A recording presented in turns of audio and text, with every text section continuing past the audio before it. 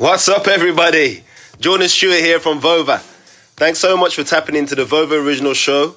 Just a reminder that if you want to drop your opinions about the episode or respond to the host and guests with your voice, go and download the Vover app wherever you get your apps. Vover, voice over everything.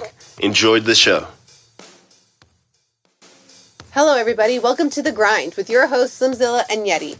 Hello, world. Welcome to The Grind. Jordan, what's up, man? How you doing today? Not too bad, pal. Yourself? I'm good. You feeling healthy over there? Yeah, man. Well, I think because I've been teasing you a lot, I had a little run this morning and my calf started to tighten up. So it came through the computer. Yeah, it's like the karma come round and hit me live and direct. Well, I don't want to be the only one limping on this show, so I appreciate you getting in there with me, bro. Well, I got a soccer tournament this weekend, so I need to be right for it. Oh yeah. Don't be going out there hurting yourself now. Yeah, I know. Just me. All right. Well, today we want to talk about the coach that got released or fired basically from the NFL team and some of the rules revolving around COVID. What's your thought on it? I think when I first seen it, first thing that came in my head was like, how can the NFL do that? But then when you step back and look and say, okay, well, the NFL is like their private company. Within that company, they can have their own rules, right? Even though we're probably thinking as fans and feeling like we're part of it, that how can you justify somebody not wanting to get a vaccine, like human rights, all that kind of stuff? But I think, like I said, the NFL, and we spoke about it yesterday, right? The NFL is the NFL, and I think if it gets to a point of where all these games are getting suspended because of someone contracting COVID or whatever, and ultimately it costs the money, right? So yeah. Do I agree? No, that's why we decided to have this discussion today, is because to kind of like get your thoughts and kind of like see how it is with what's different between a coach and like an NFL player and like the similarities between them. Well, yeah, there's a ton more protection for a player with the CBA, and everything that they do relating to a player has to be negotiated. So if they were to put those types of rules on the players, which it seems like they're putting some pretty strong ones on the players anyway, They would really have to concede something on the other side, because it's all give and take with the CBA, right? So for the teams, if they were to put that kind of rules, the players would probably be like, all right, well, you got to give us this. And they probably don't want to give that up. So it's a really tough thing. And I'm sort of with you, where I don't like anybody telling somebody else what they do with their body. I've just never been about that. But when you think about the NFL team, it's not baseball where they have all, what is baseball, 180 games or whatever. Yep. Basketball's got a ton of games. NFL's got 17 games. And if that guy goes out and gets it and gives it to their star player, I mean, that's a couple weeks that you don't have your star player. And if you lose, that's millions of dollars. That's the fans are going to be livid. There's just so many things that are involved that I understand why they have to do it from that standpoint. Imagine a coach giving it to, like, say, I don't know, they said a coach of Green Bay Packers gives it to Aaron Rodgers or something like that. Touch wood, that doesn't happen, but or just one of the offensive coordinator or someone like that. Right. You might not be there the next week, bro. Not going to be there. And just like I was saying to you the other day, like if I'm play D-line, right? I'm always pass rushing, and we're around the quarterback a lot. Well, hopefully.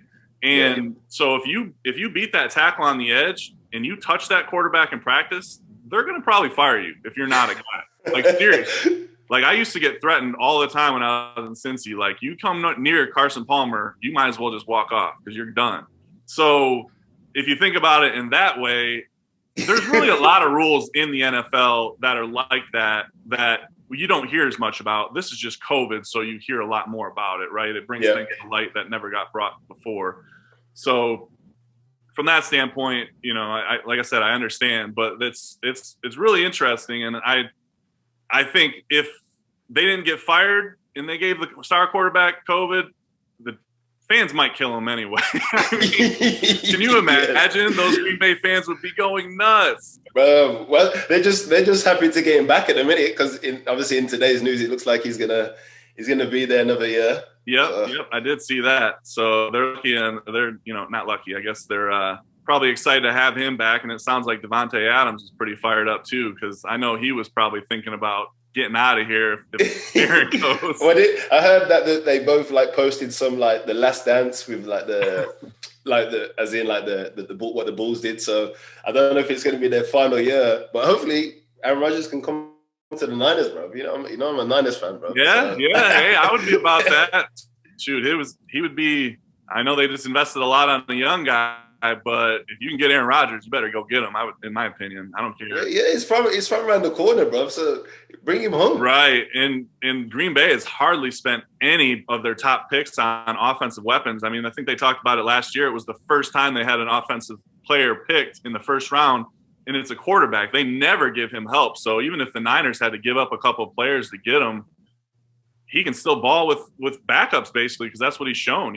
I mean, not truly all backups, but not first rounders anyway. Do you think McCarthy not ruined it, but kind of he could have helped him out more with the picks that he brought to the team? I mean, the guy's the MVP of the league year in and year out. So honestly, in my opinion, he's the best player. You put it on his back, just like I was talking about with the players in saying that maybe San Francisco shouldn't have gave so much money to an inside linebacker, because I think corner is a more important position for them. Yeah. If you can throw that on a guy's back and then you can load up your defense to have a baller defense, I mean, as a coach and as a player on that team, I feel bad for Aaron Rodgers, but at the same time, it's like he's taking on something that makes your whole team so much better. Yeah. And they can spend money on defense that they don't have to spend on offense because of him. So, there's a lot of different things with the salary cap. You really got to think about, where you want to spend that money. And the salary cap goes up every year, right? It generally does. Yeah. By a huge amount? Or no, not usually a huge amount. I mean, probably millions, which is, a big amount, but in the overall, view of things, it's not that much. Is it because I know in the MLS, you have like designated players where you have like 3 or 4 guys that aren't part of the salary cap, so you can give them as much money as you want. Oh, wow. And then you have the salary cap, which I can't remember what it is. Do they have that in NFL, or is it just like, this is a salary cap, this is all you got? That's it. Yeah. No, it's definitely like that. I mean, there's the thought that only 3 or 4 guys get that big payment, which is sort of what I was talking about before. Usually the quarterback and a couple of marquee players spread out through the team. So in that way, there's that thought, but no, overall you get that amount of money and that's it. It's crazy. Yeah. That's why the salary cap is such a big deal. I mean, there's generally somebody in the front office that's all they do is monitor salary cap and make sure they're going through all the different things because if the team wants a guy, the GMs hardly know any of that stuff, right? Like it's a lot. So usually the GM is like, okay, I want this guy, and then goes to the salary cap guy and says, can I have him? What do we got to give up? What do we got to do? And then that salary cap guy puts the pieces together and says, okay, this is what you got to do. So do every team max out their salary cap? No. For what reason? Because they're cheap.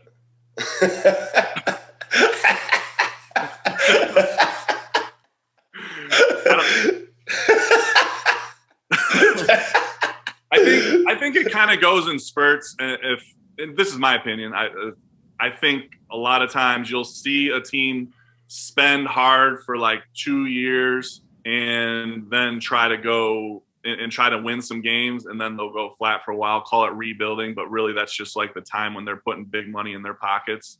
Yeah. So, it's an interesting deal, but yeah, you can easy to tell which teams really care about winning, to be honest, because what they spend on players. I mean, for us, the biggest thing we would talk about when we saw another guy, which is kind of a weird thing to talk about, we're like, what's your food like around there, man? Because, that's kind of part of the whole thing is like all spending on players goes into that. And, if some of the teams, they don't want to spend as much money on food and they want to spend it in other places or whatever. So there's a lot of different things that are involved with the whole NFL salary cap. And, it's really something that I would like to see adjusted as things go forward, and hopefully with the rise of, I think, social media and the rise of players getting more strength, kind of how we're talking about in the Olympics and other places where, we were just saying Simone Biles is sort of moved above the rest of Team USA. She's almost larger than life right now. And I think players are starting to get like that with teams, because if you look at social media, the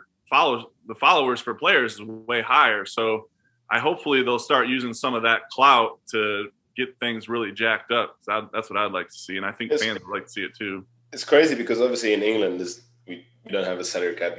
You buy the player, which is obviously the transfer fee, but then on top of that, you also have to pay the players' wages. So, for instance, Erling Haaland plays for Borussia Dortmund, and they want a transfer fee of like £150 million. And there's a race between like Chelsea, Man City, a few other clubs, Real Madrid. But then people, especially people from America, they're like, oh, he's getting 150 million. No, the club is getting 150 million. And then they have to sort out his personal deal. And when you go in for that type amount of money, he's probably going to be getting 300,000-400,000 a week, bro.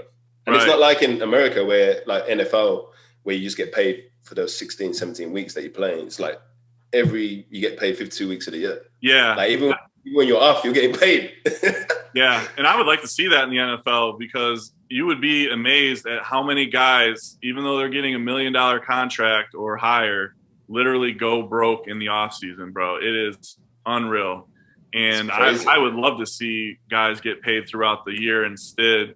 I just think it would be better for everybody from a health of the league standpoint. But who does like it when we go broke in the offseason? The NFL. They get to negotiate against people that are broke when it comes to a CBA, instead of guys that are still getting a steady paycheck. So all these little things really add up to a lot of different reasons why they do what they do. And a lot of it's negotiation and having that, a little bit of leverage on the players. Because you would have thought that they would balance it out across the year, because ultimately they're going to have more money themselves, right? And then rather than giving out these big chunks over the 16, 17 weeks. But as you said, a lot of players, they're not financially prepared as few people are, so it's scary, man. And it's tough. I mean, as a rookie, say you're on practice squad or you're, first year or whatever, like back when I played, I know it's still a lot of money and I was fine with it, but a lot of people have trouble with 310,000 is what the minimum was when I first played. And, that comes out to around 150 because you get taxed like crazy. Yep. And, like that's a lot of money to me. I did fine on that, but some guys, like they gotta maybe buy their mom or dad a house because they're not in a great situation or whatever. Like that money goes quick. So I think there's probably other reasons. This is me, an ex-player, and I have that thought process, right? Like maybe there's other reasons why they do it the way they do and why we negotiated for getting paid throughout the season instead of the whole year. But in my mind, it really is an advantage to the league to be able to negotiate against guys that aren't getting paid. Another great insight of the infamous NFL. And it's soon going to be coming after us, bro. I know.